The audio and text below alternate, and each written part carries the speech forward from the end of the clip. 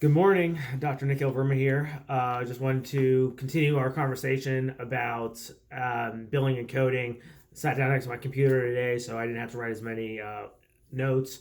Hope you found my previous talks beneficial. Hopefully, this will just continue giving some more information about those of you interested in a little bit of this process. A few topics we're going to talk about today. First, we're going to talk about some modifiers. We'll talk about what that is in a minute. We'll also talk about national drug codes and NDC coding, and talk a little bit about auditing and what that means.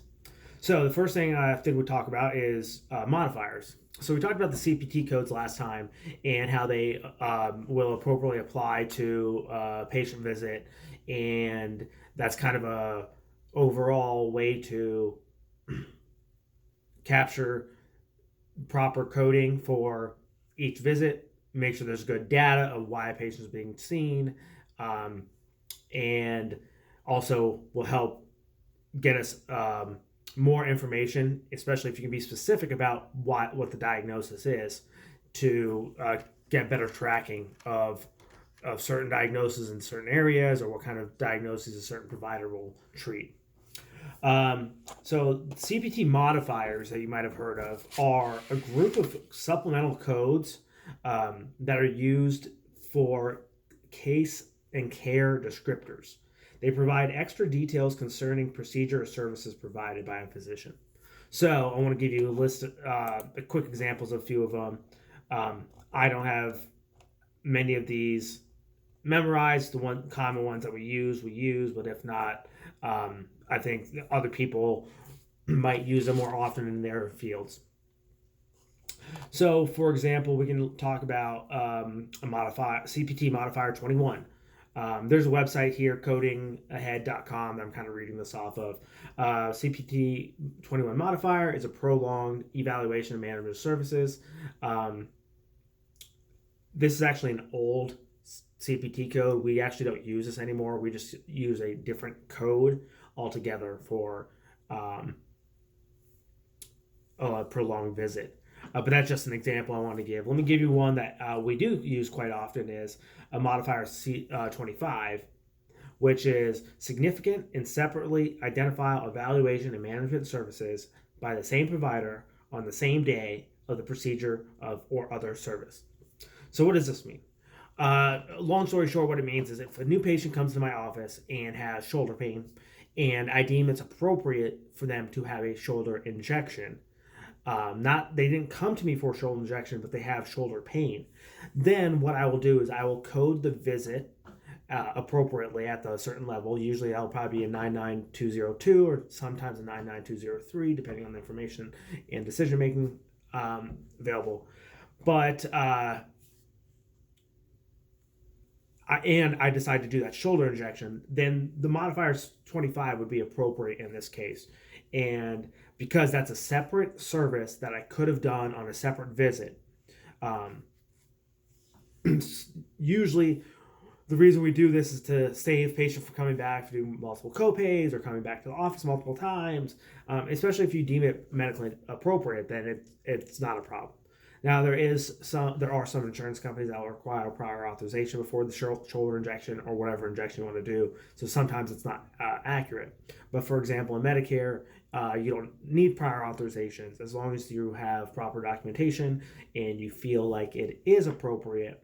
Then you can go ahead and do that shoulder injection and add in the modifier 25. So actually, I would bill for the shoulder injection and then add the modifier 25 for the E&M visit. At least that's how it works in my medical record system. It might work differently in others. I think in others you'll add the modifier to the actual shoulder injection. Just keep that in mind. Talk to a billing and coding specialist. They will be able to talk you through that. Okay, use another example of modifier. Modifier 26 is a professional component. When there's some procedures or some other, mainly procedures actually, there'll be a professional component and a technical component. The technical component is actually, for example, putting in the needle and injecting the dye into a certain area. The professional component now comes to when you're actually reading what that is. This could really very easily be related to, say, radiologists, where they're interpreting some sort of dye scan or some sort of other angio or other. Sorry, let's take that back. So, where like a radiologist will interpret the readings from a certain dye study. Would be a good example of a CPT modifier 26. There's tons of these modifiers. CPT Modifier 50 is a bilateral modifier. So if I do, shoulder injections, both sides, you can add that in. Looks like there are about 99 modifiers for outpatient visits. There aren't actually 99, but there are a lot. A lot of them have been deleted over the years, so they're not relevant anymore. There's some modifiers if you have two surgeons. Modifiers if you perform a procedure on an infant less than 4 kilograms. Some post-op, some surgical care, a discontinued procedure if the physician deems it's necessary to stop the procedure, then you add a CPT modifier. And there's also a modifier to say if you started anesthesia and decided to stop because of the safety of the patient. Those are other examples of modifiers. There are also letter modifiers such as, modifier AJ is a clinical social worker. Modifier AP is determination of refractive state was not performed in the course of diagnostic ophthalmological examination. So there's lots of modifiers like that. Dressing of wounds, there's an A4 modifier.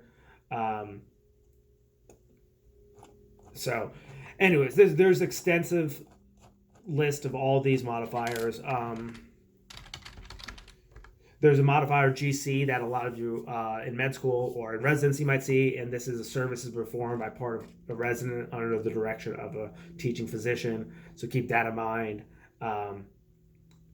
And then there's a GE modifier where the service has been performed by a resident without the presence of a teaching physician under the primary care exception. So those are some things to keep in mind. I'm not going to go through this whole list, but it's just something to keep in mind when you're doing your billing and coding, because these are things that the insurance companies will want to look for.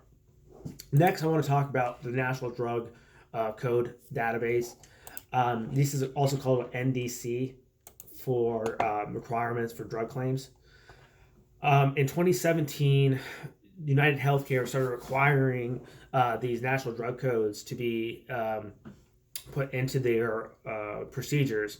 For example, if I do a knee injection in the office, they want to know which medications I use. So I have to go back and add in these national drug codes. I'm not going to go through the list. You can find a list of these NDC codes in other places. There's also something called HCPCS, which are procedure codes. Let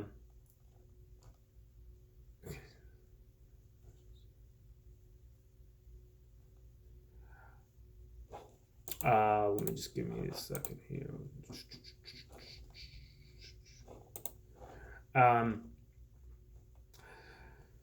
Okay, so yeah, sorry. We'll have, when we do injections for the knee, then we will want to do, we want to add in the NDC code appropriately.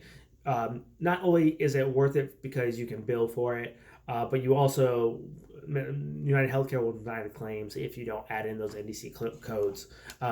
It looks like in May of 2022, the NDC code, unit measure, and unit dispense for drugs administration by a healthcare professional in ambulatory care settings will be required on all professional and facility drug claims. So that's something to keep in mind. In 2022, we're going to have to start adding all these. There should be easy ways to add these into any electronic medical record system. They should automatically populate, or should be easy way for you to find them. The best practices that I've seen is that you pretty much use the same medications for the same types of problems. So joint injections, you always would use Kenalog, or for certain types of epidurals, you would always use dexamethasone. So those would make easy ways for you not actually having to go back and type in these NDC codes. So these NDC codes have to meet these HCPCS codes, which are also healthcare common procedure coding systems.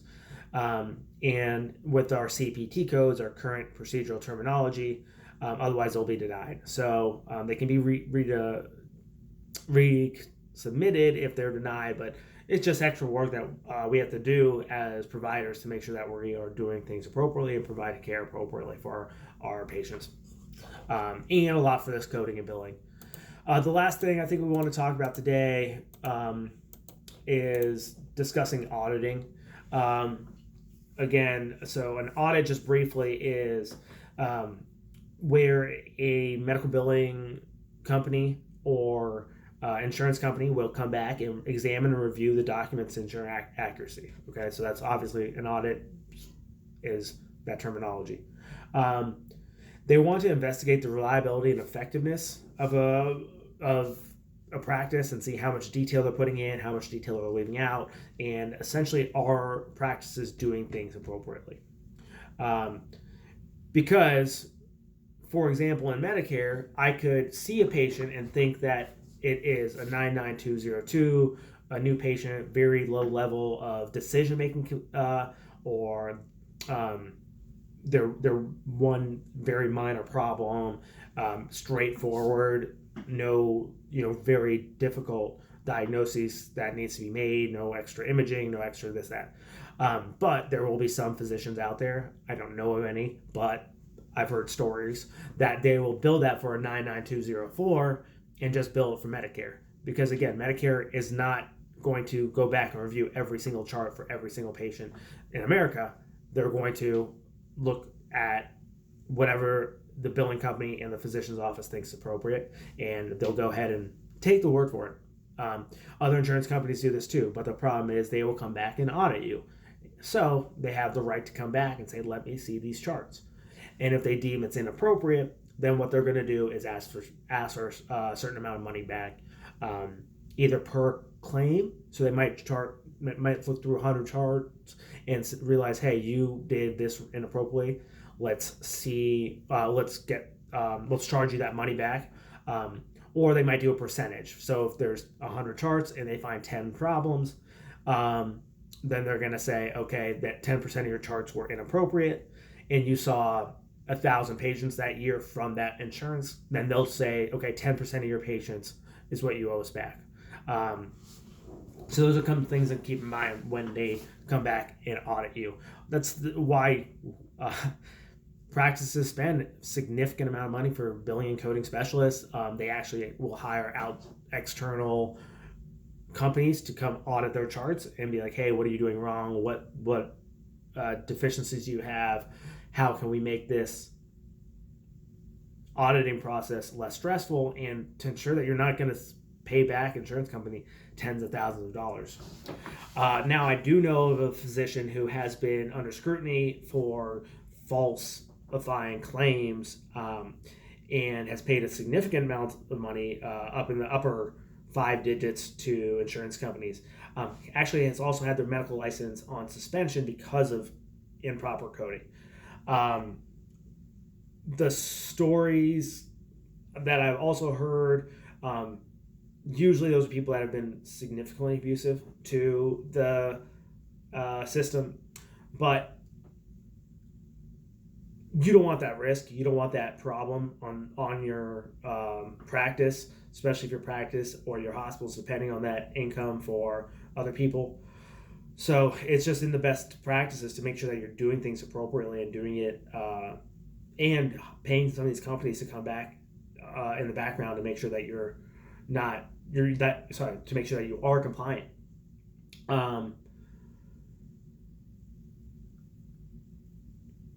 So With that, I'm just trying to think if there's anything else I want to talk about today. I think that was pretty good information. Hopefully, you guys find this beneficial. I think I'm going to start stepping away a little bit from billing and coding a little bit and start talking about some other things. But if you do have questions, comments, concerns, please leave a message for me. Please find me on social media. Let me know there, or find me on YouTube and drop me a message as well. Mainly just trying to figure out some more high yield topics that people will find beneficial. I hope you do find this beneficial and you spread the information to others that might want to hear this too. All right, take care. Have a good day.